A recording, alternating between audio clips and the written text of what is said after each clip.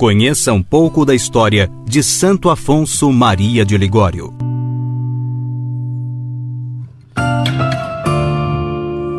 Nascido em 27 de setembro de 1696, na vila de Marianella, na cidade de Nápoles, Itália, Afonso de Ligório era filho de família cristã, nobre e rica.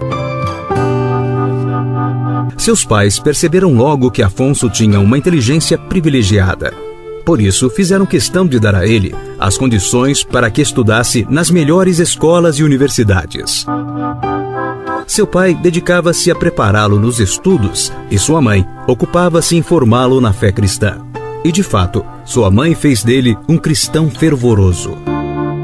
Além disso, Afonso destacou-se como escritor, poeta e músico. Com apenas 16 anos, já era advogado, tendo conseguido o doutorado em Direito Civil e Eclesiástico. O brilhante e jovem advogado Afonso de Ligório começou a exercer sua profissão no Fórum de Nápoles. Ao mesmo tempo, cultivava uma intensa vida espiritual. Por enxergar a corrupção entre os detentores do poder, ele decidiu nunca advogar em favor da corte. Fora a corte, atendia a todos com a mesma atenção e empenho. Mas fazia questão de dar o primeiro lugar de seus atendimentos aos pobres, aqueles que não tinham como pagar os honorários de um advogado. Após 10 anos de trabalho intenso, Afonso de Ligório tornou-se um advogado de sucesso, famoso em toda a Itália. Porém, a política lhe reservara uma triste surpresa.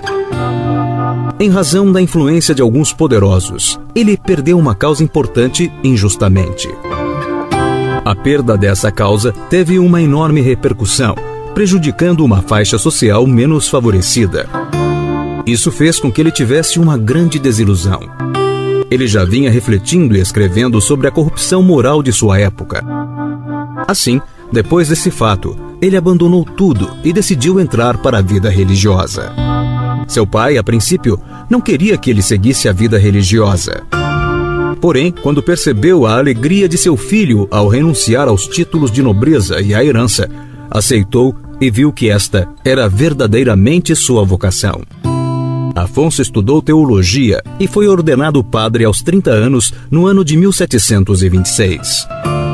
Na ocasião, acrescentou o nome de Maria ao seu sobrenome, como forma de prestar homenagem a Jesus Cristo através de sua mãe.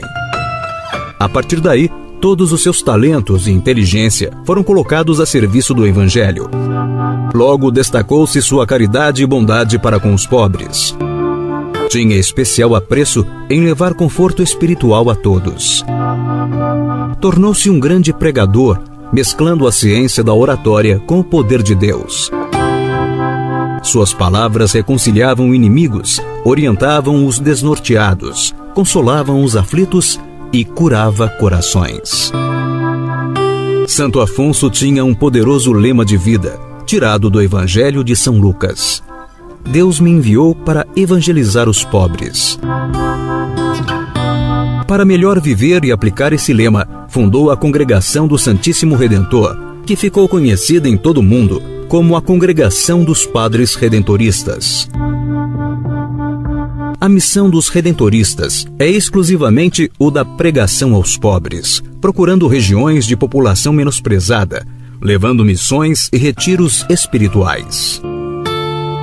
O próprio Santo Afonso foi missionário no sul da Itália, reunindo multidões, pregando a palavra de Deus, ensinando tudo sobre a devoção a Maria. Além disso, ele mesclava sua atividade missionária com a de escritor. Escreveu livros importantes de conteúdo ascético e teológico. Por causa de sua obra falada e escrita, muitas conversões aconteceram. No ano de 1762, o Papa convidou Santo Afonso para ser o bispo da diocese de Santa Águeda dos Godos. Ele aceitou e foi bispo dessa diocese durante 13 anos.